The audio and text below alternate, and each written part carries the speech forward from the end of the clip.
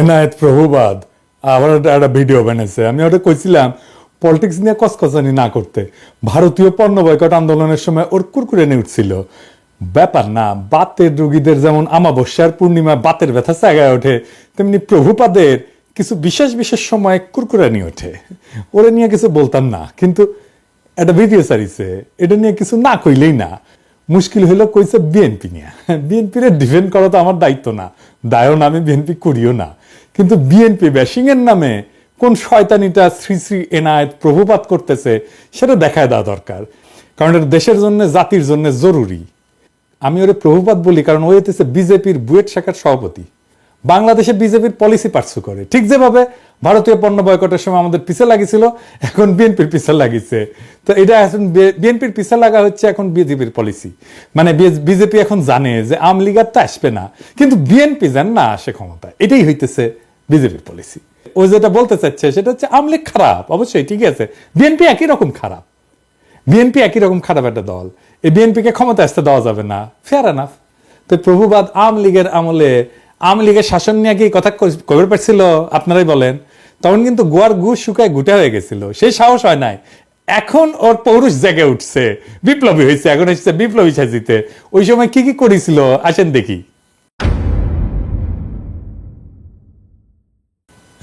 পদ্মা সেতু নিয়ে বই লিখেছিল, হ্যাঁ, পদ্মা সেতুর কত কিছু আবার ভিডিও করছিল পদ্মা সেতু নিয়ে।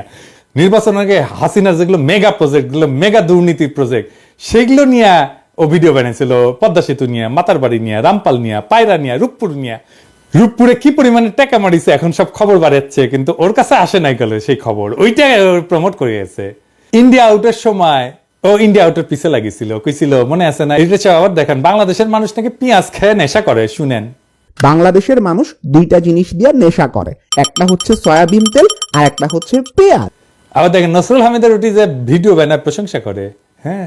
আবার ইসরায়েল পণ্য বয়কটের সময় স্টারবাক্সের মগ নিয়ে ওই উপহাস, দুইটা মগ, দুই হাতে দুইটা মগ নিয়ে উপহাস করছিল বয়কটকারীদের। আজ এডিটর সাহেব দেখান তো 5ই আগস্টের আগের ভিডিওগুলো দেখান, এখানে টাইটেল গুলা, আর পরের ভিডিওগুলোর টাইটেল গুলো এটি দেখান। দেখেছেন? হ্যাঁ, বিপ্লবী পৌরুষ জায়গায় উঠেছে, বিপ্লবী হয়ে উঠেছে। আগে ছিল ধ্বজভঙ্গ, তারপরে 5ই আগস্টের পরে ওর পৌরুষ জায়গায় উঠেছে। তা আসেন ভিডিওর শুরুতে কি কইছে সেটা দেখি। 5ই অগস্ট বিকাল থেকে বিএনপির বিভিন্ন লেভেল থেকে এই দাবি আসতে থাকে যে আগামী 3 মাসের মধ্যে আপনাকে নির্বাচন দিতে হবে। তো ও বিএনপির দোষ দিতেছে। বিএনপি কেন বাংলাদেশের বর্তমান অন্তর্বর্তীকালীন সরকারের কাছে নির্বাচন চাইছে? তো একটা গণতান্ত্রিক দল তো নিজের দেশের সরকারের কাছে সুষ্ঠু নির্বাচন চাইবে না? বিএনপি তো হাসিনার কাছেও চাইছে নির্বাচন নাকি? তো এনাদের ওই যে বাবার দেশ ভারতের কাছে যে ওর নেতা সজীব ওয়াজেদ জয় 90 দিনের মধ্যে বাংলাদেশে নির্বাচন করায় দেওয়ার দাবি করলো, সেটা এনাদের ভাল লাগছে না? হ্যাঁ, দেখেছেন? আসেন একে একে অন্য অভিযোগগুলো দেখি।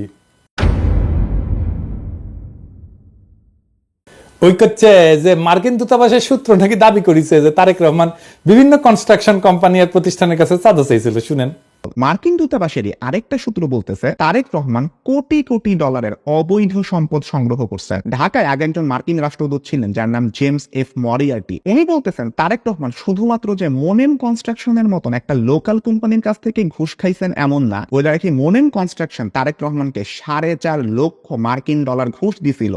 আসল কাহিনী হচ্ছে মার্কিন দূতাবাস এরকম কোনো দাবি করে নাই। মার্কিন দূতাবাস তাদের কেবলে মানে যে সমস্ত কমিউনিকেশন পাঠায় আর কি, তার দেশে কোথায় কি আপডেট হচ্ছে এইগুলা লিখা পাঠায় এবং বিভিন্ন বিষয়ে ওয়াশিংটনের মতামত চায়। এরকম একটা কেবল যেটা পাঠানো হয়েছে 2008 সালের নভেম্বরে, সেখানে তারা লিখছিল যে বাংলাদেশের দুর্নীতি দমন কমিশন তারেক রহমানের বিরুদ্ধে বিভিন্ন অভিযোগ আনছে, যার মধ্যে আছে অমুক কনস্ট্রাকশন ফার্ম থেকে চাঁদা দাবি, তমুক প্রতিষ্ঠান থেকে চাঁদা দাবির অভিযোগ। এটা রিপোর্টিং, এইটা মার্কিন দূতাবাসের কোনো অভিযোগ না। একটা দাবিও কিন্তু মার্কিন দূতাবাস বা তাদের কোনো সূত্র করতেছে না। এই অভিযোগ আনছে মইনু আহমেদের সরকারের দুর্নীতি দমন কমিশন, যারা তখন -2 ফর্মুলা বাস্তবায়নে ব্যস্ত। আর আমেরিকা দূতাবাস সেই মামলাগুলোর বর্ণনা করতেছে, আর কিছু না। কিন্তু এই মামলাগুলো কিভাবে হয়েছে সেটা একটা বর্ণনা কিন্তু আছে মহিউদ্দিন আহমেদের বই 1/11-তে। এই মামলাগুলো হয়েছিল সরাসরি মইনুল আহমেদের নির্দেশে, যদিও তখনকার এনবিআর বা দুদক কেউই তারেক রহমানের বিরুদ্ধে কিছুই পায় নাই। বইয়ের 274 পৃষ্ঠাতে মহিউদ্দিন আহমেদ যখন তৎকালীন এনবিআর এর শীর্ষ কর্মকর্তাকে তারেক রহমানের মামলাগুলোর ব্যাপারে জিজ্ঞেস করছে, উনি উত্তর দিচ্ছেন, কি বলতেছেন, তাদের বিরুদ্ধে তো কোনো মেজর কেস পাওয়া যায়নি, যেমন তারেকের তো কোনো কিছু প্রমাণিত হয় নাই, তার তো কিছু পাই নাই বলতে গেলে, দেখেছেন। এবং এই 1/11 বইতে খুব বিস্তারিতভাবে লেখা আছে কিভাবে মইনুল আহমেদ বাধ্য করছিল এই সমস্ত মামলা দিতে। এবং আমরা সবাই জানি যে কিভাবে তখন ব্যবসায়ীদের তুলে নিয়ে বিভিন্ন রাজনীতিবিদদের বিরুদ্ধে মামলা করতে বাধ্য করা হইতো। সেই মামলাগুলোর সূত্র ধরে এই প্রভুপাদ ভিডিও বানায় ফেলছে যে তারেক রহমান চাঁদাবাজি করছে, দেখেছেন। মানে একটা মানুষের তো ইন্টেলেকচুয়াল একটা অনেস্টি থাকবে।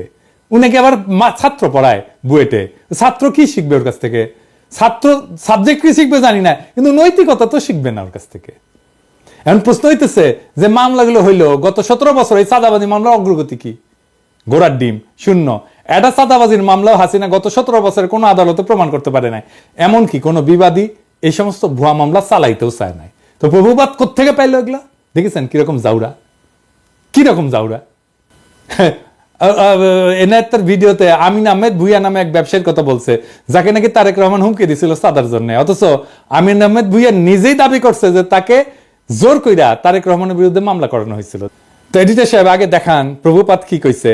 এই তারেক রহমান আল আমিন কনস্ট্রাকশনের মালিক আমিন আহমেদকে হুমকি দিছেন, তুমি যদি আমাকে $1.5 লক্ষ না দাও তাহলে তোমার কোম্পানি আমি বন্ধ করে দিব। তারপরে দেখান আমিন আহমেদ ভুইয়া কি কইছে। কারণ একটা ইস্যু বিষয় মামলাটি এখন বর্তমানে রাষ্ট্র বনাম তারেক রহমান সাহেব। আমি নিজে যদি উদ্যোগ হয়ে মামলা করতাম তাহলে তো মামলা চালুই থাকতো। আমার যদি উদ্যোগ বা ইচ্ছা থাকতো, আর স্বাভাবিক বিষয়, আমি তার সময় কেন মামলা করতে যাব? উনি তো আমার দলের সিনিয়র যুগ্ম মহাসচিব, উনি নমিনেশন দিয়েছে, আমার সাথে রাজনীতি করি। মানে প্রভুপাদ ভিডিওতে যার নাম উল্লেখ করে দাবি করছে যে তার কাছে তারেক রহমান চাঁদা চাইছে, সে নিজেই বলতেছে যে তার কাছে তারেক রহমান টাকা চায় নাই, তাকে মামলা করতে বাধ্য করছে মইনুল আহমেদের সরকার। মানে ওই যে বলছে বিএনপি তো এর মধ্যে ক্ষমতায় আসেনি, মইনুলের পর তো আওয়ামী লীগ ক্ষমতায়, তাহলে ও তো এমন না যে ওরা চাপ দিয়ে বলছে বিএনপি, তাই না? এইটা গেল প্রথম ধাপ্পাবাজি। দ্বিতীয় ধাপ্পাবাজি ধরি। প্রভুপাত দাবি করেছে যে তারেক রহমান নাকি বাংলাদেশের সিমেন্টসের সমস্ত চুক্তি থেকে 2% কমিশন নিয়েছিলেন।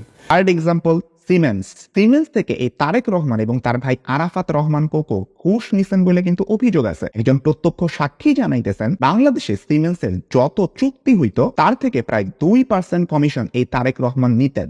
সিমেন্সের বিরুদ্ধে আমেরিকার যে মামলা হয়েছিল সেই মামলা 20 পৃষ্ঠার রায়ে কোন ডকুমেন্টে তারেক রহমান সিমেন্সের কাছে টাকা চাইছে বা তারেক রহমানকে সিমেন্স 1 টাকাও কখনো দিছে এমন কোন কথার উল্লেখই নাই। এই যে তাহলে এই তথ্য প্রভুপাত কোথায় পেয়েছে? হ্যাঁ, আওয়ামী লীগ দিছে ওরে, ইন্ডিয়া দিছে ওরে, বুঝছাও। আচ্ছা, এরপরের ঘটনা আর এটা ইন্টারেস্টিং, কারণ এটা থেকে আরো পরিষ্কার হয়ে যাবে যে এই প্রভুপাদের বেসিকই ক্লিয়ার না।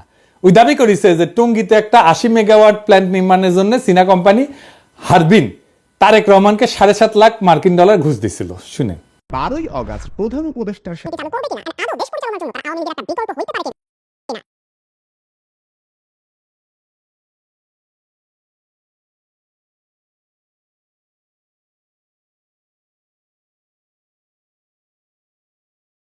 আসল কথা হচ্ছে হারবিন একটা টেন্ডার প্রক্রিয়াতে সর্বনিম্ন বিডার হিসেবে 2002 সালে মনোনীত হয়েছিল।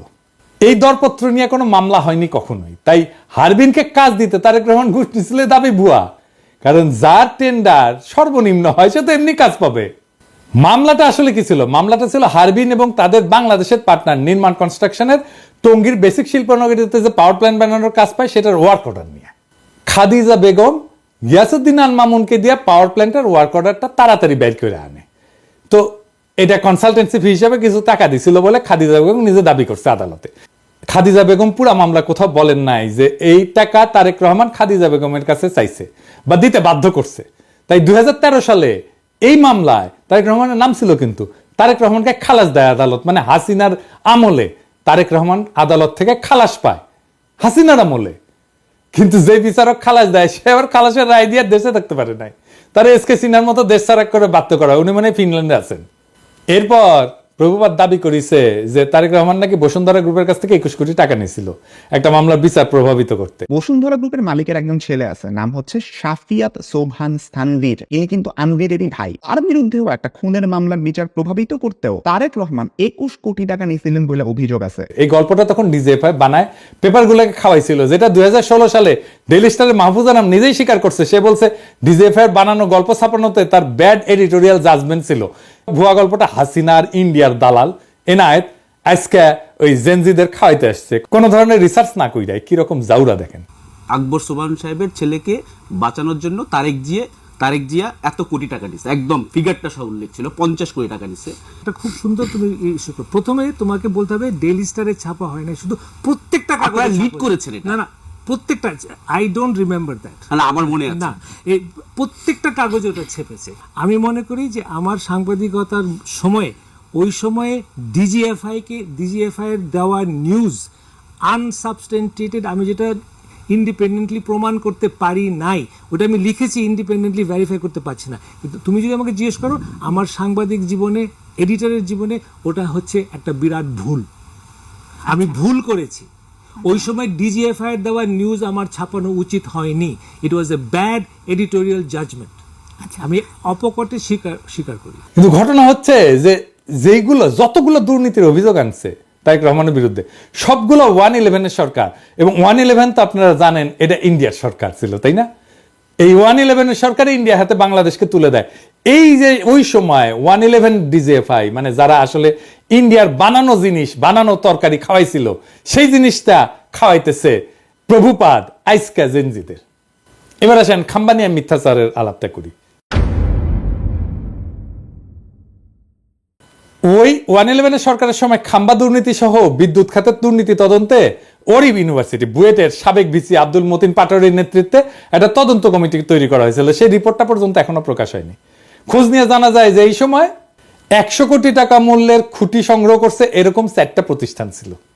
এর মধ্যে 3টেই ছিল আওয়ামী লীগ সমর্থিত ঠিকাদারি প্রতিষ্ঠান। এই 5 বছরে আরইবির মোট খুঁটির বেশিরভাগ সরবরাহ করে আওয়ামী লীগ সরকারের সমর্থক ব্যবসায়ী কাজী শাহাদ আহমেদের মালিকানাধীন জেমকম গ্রুপের 5টা প্রতিষ্ঠান। এই গ্রুপ একাই 511 কোটি 30 লাখ টাকার কাজ পায়। এছাড়া আওয়ামী লীগ সরকারের সময় আরইবির খুঁটির পুরাটাই যোগান দেয় এই প্রতিষ্ঠান। 2002 থেকে 2003 সাল বিএনপি সমর্থিত ঠিকাদারদের ছোট ছোট আরো কয়েকটা প্রতিষ্ঠান কাজ পেলেও 100 কোটি টাকার মতো কাজ করছে গিয়াসউদ্দিন আল মামুনের মালিকানাধীন খাম্বা গ্রুপের 2টা প্রতিষ্ঠান। তবে জোট সরকারের 5 বছরে প্রথম 1 বছর এই প্রতিষ্ঠান কিন্তু কোনো কাজ পায়নি। জোট সরকারের 5 বছরে আরইবির লাইন অধিগ্রহণের আওতায় মোট 879 কোটি 31 লাখ 22 হাজার টাকার কংক্রিট খুঁটি কেনা হয়। এর মধ্যে জেমকন গ্রুপের 5টা প্রতিষ্ঠান খুঁটি সরবরাহ করে 511 কোটি 30 লাখ টাকার, কনফিডেন্স গ্রুপ সরবরাহ করে 119 কোটি 79 লাখ টাকার খুঁটি, খাম্বা গ্রুপের 2টা প্রতিষ্ঠান সরবরাহ করে 102 কোটি 10 লাখ টাকার খুঁটি। এবার এই যে সে পাশে লেখেন তো, কন্টেক্ট গ্রুপ সরবরাহ করে 85 কোটি 4 লাখ টাকার। এছাড়া টেস্কো পাওয়ার লিমিটেড 24 কোটি, রয়্যাল গ্রিন 13 কোটি, লুমেক রুম্বার 20 কোটি ও এবং অন্য একটা প্রতিষ্ঠান নাম ভুলে গেছি 25 লাখ টাকার একটা খুঁটি সরবরাহ করে। 2003-4 সালে আরইবির মোট খাম্বা কেনে 214 কোটি টাকার। এর মধ্যে জেমকন 104 কোটি, মানে অর্ধেকেরই। খাম্বা 41 কোটি, কনফিডেন্স 31 কোটি, কন্টেক্ট 26 কোটি, টেস্কো পাওয়ার 20 কোটি, রয়্যাল গ্রিন 5 কোটি টাকার কাজ পায়। 2004-5 সালে আরইবির মোট খুঁটি কেনে 194 কোটি টাকা। এর মধ্যে জেমকন 87 কোটি টাকা, খাম্বা মাত্র 29 কোটি, কনফিডেন্স 27 কোটি, কন্টেক্ট 21 কোটি, রয়্যাল গ্রিন 5 কোটি টাকা, অন্য একটা কোম্পানি 2 কোটি টাকার কাজ পায়। 2005-6 সালে 127 কোটি টাকা কাজের মধ্যে জেমকন 68 কোটি, খাম্বা 25 কোটি, কনফিডেন্স 25 কোটি, কন্টেক্ট 11 কোটি, রয়্যাল গ্রিন 2 কোটি টাকার কাজ পায়। তাহলে দেখা যাচ্ছে খাম্বার সাথে দুর্নীতিতে ওতপ্রোতভাবে জড়িত ছিল আওয়ামীপন্থী ব্যবসায়ী কাজী শাহাদের জেমকন গ্রুপ, তাই না? হিসাবটা কি বলে? হিসাব তো পাক্কা হিসাব, আপনি নিয়ে আসতে পারেন, এখনো নিয়ে আসতে পারেন, এইসব তো সরকারের কাছেই আছে। তো খাম্বা কি প্রভুপাত পাশাই ঢুকাইছে? হ্যাঁ, খাম্বা বেচলো আওয়ামী লীগ আর প্রভুপাতের পশ্চাতে ঢুকলো বিএনপির খাম্বা। হ্যাঁ, এবার আসেন জিয়া অরফানেজ ট্রাস্ট নিয়ে কথা কই। 6 number example, Zia orphanage trust fund আছে যেখানে এতিমদের জন্য টাকা আসে। ওই ফান্ডের অ্যাকাউন্ট থেকেও 2 কোটি টাকা হাতায় আনেন এই তারেক রহমান। উনি তার নিজ শহর বগুড়াতে একটা জমি কেনার জন্য এই ট্রাস্টের তহবিলের টাকা ইউজ করে। ওই দাবি করেছে যে জিয়া অরফানেজ ট্রাস্ট ফান্ডের অ্যাকাউন্ট থেকে 2 কোটি টাকা হাতায় নিয়ে তারেক রহমান বগুড়া একটা জমি কিনছিল। সত্য ঘটনা হচ্ছে তারেক রহমান কোনো টাকা হাতায় নিয়ে জমি কিনে নাই। এই জমি কেনা হয়েছিল জিয়া অরফানেজ ট্রাস্টের নামে। এই দেখেন, যেটাই মামলার রায় বলা আছে, তারেক রহমান অরফানেজ ট্রাস্টের টাকায় নিজের নামে কোনো জমি কেনে নাই। এটা হাসিনার আদালতও বলে নাই, কোনোদিন দাবিও করে নাই, কিন্তু হাসিনা আর ইন্ডিয়ার দালাল এনায়েত প্রভুপাদ দাবি করেছে। এবার আসেন রাজনৈতিক ষড়যন্ত্র নিয়ে আলাপ করি। দ্বিতীয় এক্সাম্পল, 10 ট্রাক অস্ত্র। বাংলাদেশের ইতিহাসে সর্ববৃহৎ অস্ত্র আর গোলা বারুদের চালান আটক করা হয় 2004 সালের 1 এপ্রিল রাতে। তো প্রভুপাদ হঠাৎ কইরা দুর্নীতি বিশেষজ্ঞ থেকে রাজনৈতিক ষড়যন্ত্র বিশেষজ্ঞ হয়ে গেল। ব্যাখ্যা করতে আসছে 10 ট্রাক অস্ত্র মামলা নিয়ে। তো 10 ট্রাক অস্ত্র মামলার ব্যাপারে আমাদের প্রভুপাদের দেখা যাচ্ছে যে আমাদের দেশের মানুষের উপরে ভরসা কম, তাই সব সূত্র হচ্ছে ভারতীয় গোয়েন্দারা, যারা 10 টাকা অস্ত্রের দোষ চাপায় বাংলাদেশকে বিপদে ফেলতে বদ্ধপরিকর ছিল। এখানে যদি বিএনপির কোনো ভুল থাকে, তাহলে কি বর্তমান অন্তর্বর্তীকালীন সরকারের প্রধান উপদেষ্টা ডক্টর ইউনূসকে একইভাবে দোষারোপ করা যাবে না? উনিও তো ভারতের টিভি মিডিয়া এনডিটিভির সাথে সাক্ষাৎকারে বলছেন, বাংলাদেশকে ভারত অস্থিতিশীল করতে চাইলে ভারতের 7 সিস্টার অক্ষত থাকবে না, বলছে না? তাইলে ভারতকে চাপে রাখার ব্যাপারে পররাষ্ট্রনীতি কি বিএনপির ভুল ছিল? এই নীতির কারণে বিএনপির ভোট পেতে বাধা থাকবে কেন? আবার নিজেই বলছে যে বিএনপি ক্ষমতা আঁকড়ে ধরে রাখতে চায়নি। সেটা কি প্রমাণ করে না যে বিএনপি গণতন্ত্র চাইছে বারবার? আমরা এই প্রসঙ্গে পরে আসবো। এরপর সে ব্যাখ্যা করতে গেল 21 আগস্টে গ্রেনেড হামলা। এও দাবি করেছে যে মুফতি হান্নান নাকি 2004 সালের 14 আগস্ট হাওয়া ভবনে বসে পরিকল্পনা করছে। আমরা 21 আগস্ট বোমা হামলা। ডেইলি স্টারের 2009 সালের একটা রিপোর্টের মতে 2004 সালের 14 আগস্ট রাতে হাওয়া ভবনে বসে স্বরাষ্ট্র প্রতিমন্ত্রী বাবর, উপমন্ত্রী পিন্টু সহ জঙ্গি সংগঠন হুজির নেতারা বৈঠক করে শেখ হাসিনাকে গ্রেনেড হামলার মাধ্যমে মেরে ফেলার পরিকল্পনা করে। তো এইবার একটু মুফতি হান্নানের জবানবন্দিটা দেখি তো। মুফতি হান্নান 21 আগস্টের গ্রেনেড হামলার ব্যাপারে 2টা জবানবন্দি দিয়েছে। প্রথমটা 2007 সালে, যেটার ভিত্তিতে মামলা বিচার শুরু হয়ে গেছিল, কিন্তু সেই জবানবন্দিতে তারেক রহমানের হাওয়া ভবনের নাম নিশানাও ছিল না। এই জন্য শেখ হাসিনা 2009 সালে মুফতি হান্নানকে রিমান্ডে নিয়ে নির্যাতন করিয়া তারেক রহমানের হাওয়া ভবনের নাম বের করার দায়িত্ব দেয় তার বিশ্বস্ত দালাল আব্দুল কাহার আকন্দকে। এরপরে 120 দিন রিমান্ডে নির্যাতনের পর মুফতি হান্নানকে দিয়ে জোর কইরা 2011 সালে বলানো হয় যে এই হামলার আগে সে হাওয়া ভবনে তারেক রহমানের সাথে দেখা করছিল। এই জন্য 2024 সালের নির্বাচনে আব্দুল কাহার আকন্দকে হাসিনা নৌকা মার্কা প্রার্থী করে। এই দেখেন, এই নির্বাচনে আওয়ামী লীগ থেকে আমাকে নৌকা মার্কা প্রদান করা হয়েছে। আমাদের জাতির জনক বঙ্গবন্ধু শেখ মুজিবুর রহমান ও তার পরিবারের সকল সদস্য, একমাত্র মাননীয় প্রধানমন্ত্রী শেখ হাসিনা এবং তার বোন শেখ রেহানা বাদে সবাইকে হত্যা করা হয়েছে। এমনকি 10 বছরের শিশু রাসেলকেও হত্যা করা হয়েছে। আপনারা জানেন 21 বছর সংগ্রাম করে এই মাননীয় প্রধানমন্ত্রী 1996 সালে আবার ক্ষমতায় আসেন। ক্ষমতায় আসার পর বঙ্গবন্ধু হত্যা মামলা রুজু হয়। এতদিন এই হত্যা মামলা রুজু করতে দেওয়া হয়নি এবং সেই মামলার তদন্তভার আমাকে দেওয়া হয়। সেই মামলাটিও আমি পরবর্তী তদন্ত করি এবং সঠিক পথে নিয়ে আসি। এই সমস্ত মামলা করার কারণে আমাদের আওয়ামী লীগ, যেটা একটি পুরাতন দল, সেই আওয়ামী লীগকে ধ্বংসের মুখ থেকে রক্ষা করা সম্ভব হয়েছে এবং আওয়ামী লীগের রাজনীতিকে টিকিয়ে রাখার ব্যবস্থা করা হয়েছে। আমাদের মাননীয় প্রধানমন্ত্রী আমাকে নৌকা মার্কা দিয়েছেন। এইদিকে মুফতি হান্নান এই জবানবন্দি দেওয়ার সাথে সাথে প্রত্যাহারেরও কিন্তু আবেদন করে। এই জবানবন্দি ছিল পুরাই বানোয়াট। আমি বলবেন যে আপনি বললেই বানোয়াট হয়ে যাবে, আছে না, একটা জিনিস দেখি, মজার জিনিস। এটা বানোয়াট কেন? মুফতি হান্নান কবে কত তারিখে হাওয়া ভবনে তারেক রহমানের সাথে দেখা করতে গেছিল সেটা মনে করতে পারে নাই, তাই তার সাক্ষ্যে লেখা ছিল তারিখ এবং সময় মনে পড়ছে না। অথচ হাওয়া ভবনে তার বৈঠক ছাড়া বাকি সমস্ত ঘটনার তারিখ সহ বিস্তারিত বর্ণনা করছে মুফতি হান্নান। শুধু হাওয়া ভবনের মিটিংটার তারিখ তার মনে নাই। এখন আসেন একটা আদালত কিভাবে কাজ করে বোঝায়, কারণ হাসিনার আর মোদির ঘেটুপুত্র এনায়েত প্রভুপাদ আবার এগুলো বুঝবে না। আদালতে একটা মামলা যাওয়ার আগে পুলিশ তদন্ত করে সম্ভাব্য দায়ী ব্যক্তিদের নামে চার্জশিট দেয়। এরপর আদালত এই চার্জশিট গ্রহণ করে বিচার শুরু করে। বিচারে বাদী এবং বিবাদী পক্ষ তাদের পক্ষে সাক্ষী হাজির করে। এছাড়া আসামিদেরকেও হাজির করা হয়। সবাইকে দুই পক্ষের আইনজীবীরা জেরা করে, মানে বিভিন্ন প্রশ্ন জিজ্ঞেস করে ঘটনার সত্যতা নির্ধারণের চেষ্টা করে। এই জেরার পর সবার যুক্তি তর্ক শুনে আদালত রায় দেয়। এখন খালি মুফতি হান্নান কেন, তার বাপও যদি জবানবন্দি দেয় যে তার 21 আগস্টে বোম মারছে তারেক রহমানের কথায়, কিন্তু আদালতের জেরায় যদি প্রমাণ হয় তাদের দাবি মিথ্যা, তারা খালাস পেয়ে যাবে। আর যদি তাদের জেরা করার কোনো সুযোগই দেওয়া না হয়, সেটা হচ্ছে একটা ক্যাঙ্গারু কোর্ট, যেখানে কোনো সুষ্ঠু বিচার হয় না। তাহলে যেখানে 21শে আগস্টের এই পুরা মামলায় মুফতি হান্নানের জবানবন্দির উপর তৈরি, সেই মুফতি হান্নানকে এই মামলায় জেরারই সুযোগ দেওয়া হয় নাই, বুঝছেন? জেরা করার ঠিক আগে মুফতি হান্নানকে ফাঁসিতে ঝুলায় খুন করে শেখ হাসিনা, যেন এই ঘটনার পিছনের সত্য সামনে না আসে। বুঝছেন তো কি রকম ক্যাঙ্গারু কোর্ট, কি আদালত, কি রায়, কি বিচার হয়েছে? মুফতি হান্নানের জবানবন্দি ছাড়া এই মামলার বিচারিক প্রক্রিয়াতে কেউ দাবি করে নাই যে হাওয়া ভবনে কোনো মিটিং হয়েছিল, যেখানে এই হামলার সিদ্ধান্ত নেওয়া হয়েছিল।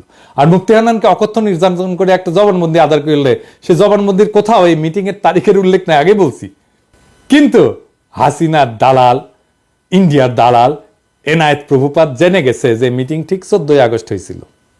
শুনেন, ডেইলি স্টারের 2009 সালের একটা রিপোর্টের মতে 2004 সালের 14 আগস্ট রাতে হাওয়া ভবনে বসে স্বরাষ্ট্র প্রতিমন্ত্রী বাবর, উপমন্ত্রী পিন্টু সহ জঙ্গি সংগঠন হুজির নেতারা বৈঠক করে and শেখ হাসিনাকে গ্রেনেড হামলার মাধ্যমে মেরে ফেলার পরিকল্পনা করে। কই পাইছে? প্রমাণ দেখাইতে পারবো? ওকে বলবেন প্রমাণ দেখাইতে। মানে যে হামলা করছে সে মনে করতে পারতেছে না কবে হয়েছে মিটিং, আর এনায়েত প্রভুপাত যাই না বসে আছে। বাবা, কঠিন তালেবর।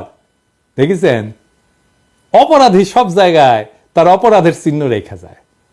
মিটিং এর তারিখটা এখানে কেন গুরুত্বপূর্ণ এটা বোঝা দরকার।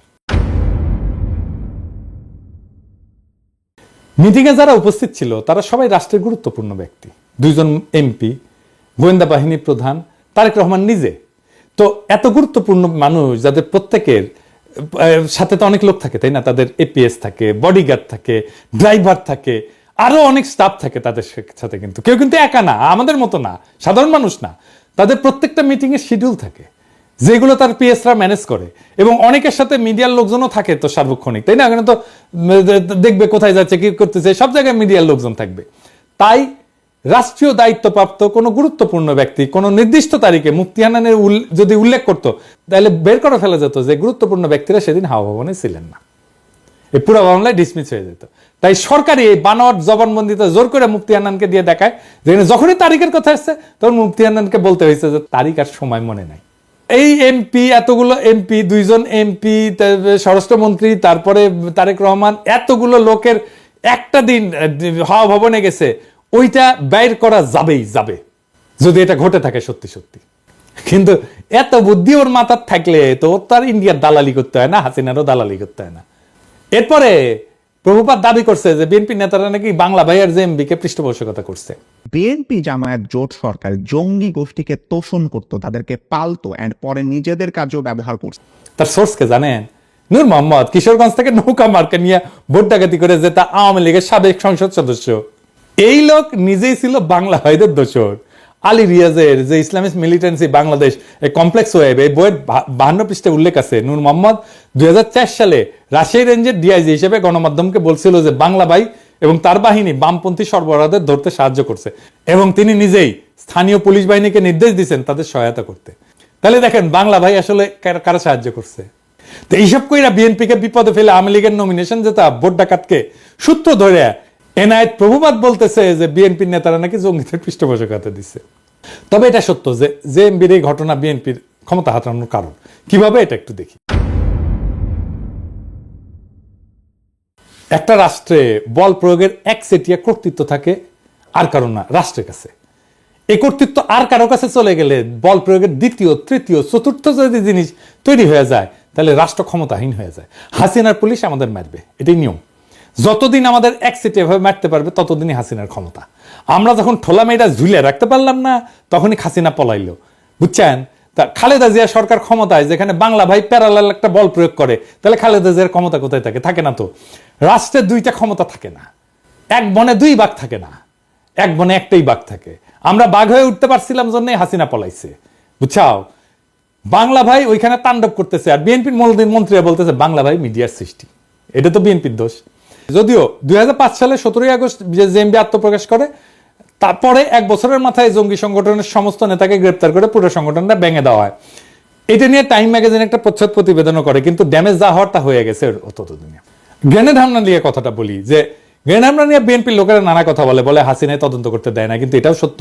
জজমিয়া নাটক কিন্তু বিএনপির আমলে হয়েছিল। গ্রেনেড হামলা একটা বিশ্বাসযোগ্য তদন্ত করতে না পারার দায় বিএনপির, এটা আমি আগেও বলছি, এখনো বলতেছি। আরো বিএনপির আরো সমস্যা আছে। র্যাব বানানো হয়েছে, এটা বিএনপির একটা মারাত্মক ভুল। বিএনপি আমলে র্যাব বিচার বহির্ভূত হত্যাকাণ্ড শুরু করে, এইটা মানবাধিকার লঙ্ঘন, এর দায় বিএনপি। এবং এখনো পর্যন্ত বিএনপি যে এটা ভুল কাজ ছিল সেটা স্বীকার করে না। দেশের আভ্যন্তরীণ আইন শৃঙ্খলাটা মিলিটারি ইস্যু না রে বাবা, এইটা মিলিটারি দিয়ে এই কাজ করতে পারবেন না। এখন মাঠে মিলিটারি আছে, পুলিশের কাজ করতেছে, এটাও মিলিটারির কাজ না। ওদের যত দ্রুত সম্ভব ক্যান্টনমেন্টে ফিরে যাওয়া উচিত। এবার আসেন 15 ফেব্রুয়ারি নির্বাচন নিয়ে। 1996 সালে 15 ফেব্রুয়ারি নির্বাচনের ভুল প্রেক্ষাপট বর্ণনা করছে। বাস্তবতা হচ্ছে যে বিএনপি জনগণের দাবি মেনে নিয়ে তত্ত্বাবধায়ক সরকারের অধীনে নির্বাচন দিতে চাইছিল, কিন্তু সংবিধান সংশোধনের জন্য যথেষ্ট সংখ্যক সংসদ সদস্য ছিল না, কারণ আওয়ামী লীগ, জামাত সহ সকল দলের সংসদ সদস্য সংসদ থেকে পদত্যাগ করছিল। সেই জন্য 15 ফেব্রুয়ারি নির্বাচনটা দিতে হয়েছিল। 15 ফেব্রুয়ারি নির্বাচনের মাধ্যমে নতুন সংসদ তত্ত্বাবধায়ক সরকারের বিল পাস করে বিএনপি পদত্যাগ করছিল। এটা তো একটা নিয়মের কারণে, নিয়ম রক্ষার জন্য করছিল। বিএনপির সেন্সেবল আচরণের কারণেই 1996 সালে 116 জন আসন নিয়ে বিরোধী দলের আসনে বসতে পারছিল। সরকার যদি এতই খারাপ চালে তো এত আসন পাইতো না, তো যেটা আওয়ামী লীগের সাথে 2001 সালে ঘটছিল। কিন্তু এখন প্রভুপাতকে বলতে হবে, বিএনপি আমলকে আয়না করছিল? কোন আন্দোলনে 2 সপ্তাহে 1000 মানুষ মারা গেছে, হেলিকপ্টার থেকে গুলি করা হয়েছে, স্নাইপার দিয়ে গুলি করা হয়েছে, সরাসরি বুকে গুলি করা হয়েছে, মাথায় গুলি করা হয়েছে স্নাইপার দিয়ে। বাংলাদেশকে ভারতের উপনিবেশ বানানো হয়েছে বিএনপির আমলে। বাংলাদেশের রাজনীতিতে ভারত হস্তক্ষেপ করছে, পর 3 টার্মে ভোট দেওয়া বন্ধ করে দিছে, লক্ষ কোটি টাকা পাচার হয়েছে, একটা গুমের ঘটনা ঘটছে, লাখ লাখ লোককে দেশান্তরী হইতে হয়েছে আমার মতো, নাকি বিপ্লব হয়েছে এরকম বিএনপি সরকারকে উৎখাতের জন্য? বিএনপি সরকারের বিরুদ্ধে কথা বলার জন্য পিটায় মারা হয়েছে কখনো? আওয়ামী লীগ ফ্যাসিবাদ কায়েম করছে, বিএনপি কখনো ফ্যাসিবাদ কায়েম করছে?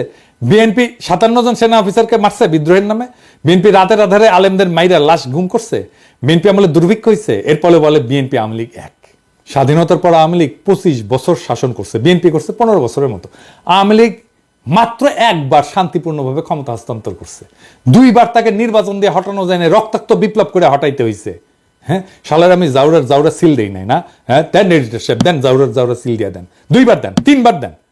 111 একটা পলিসি ছিল -2, মানে হাসিনা খালেদা দুইটাই বাদ, কিন্তু আসলে ওইটা -1, মানে Hasina in Khaleda out. BNP জামাতকে ক্ষমতায় আসতে দেওয়া যাবে না, এটা ইন্ডিয়ান লাইন, এটা বিজেপি কংগ্রেস সবার লাইন। কারণ বিএনপি জামাত ক্ষমতায় থাকলে ইন্ডিয়ার বাংলাদেশে ভাত নাই। ভারতীয় পণ্য বয়কটে ভারতকে বাঁচাইতে আসছিল প্রভুপাত, এখন আওয়ামী লীগের পতনে ইন্ডিয়াকে বাঁচাইতে আসছে প্রভুপাত। কারণ ইন্ডিয়া জানে যে আওয়ামী লীগের জিন্দগিতে ক্ষমতায় আসতে পারবে না। বাংলাদেশে ইন্ডিয়ার অনেক সফট অ্যাসেট আছে, এই প্রভুপাত তার মধ্যে একটা, ইন্ডিয়ার সফট অ্যাসেট। এরকম আরো অ্যাসেটকে মাঠে নামাবে ইন্ডিয়া, এই যে রোকে অ্যাপ্রাজি আর একটা সফট অ্যাসেট। তবে প্রভুপাত তোমার ইন্ডিয়ান সফট অ্যাসেট মার্ক করে রাখলাম, যেদিন ভারতীয় পণ্য বয়কটের পিছিয়ে লাগছো সেদিনই মার্ক করে রাখছি। আমার মার্ক করা ভুল হয় না, বুঝছাও? তো একটা জিনিস জানো, কয়া রাখি, বাঘে শুইলে 18 গা, ঠোলাই শুইলে 36 ঘা, আর পিনাকি শুইলে জয় বাংলা।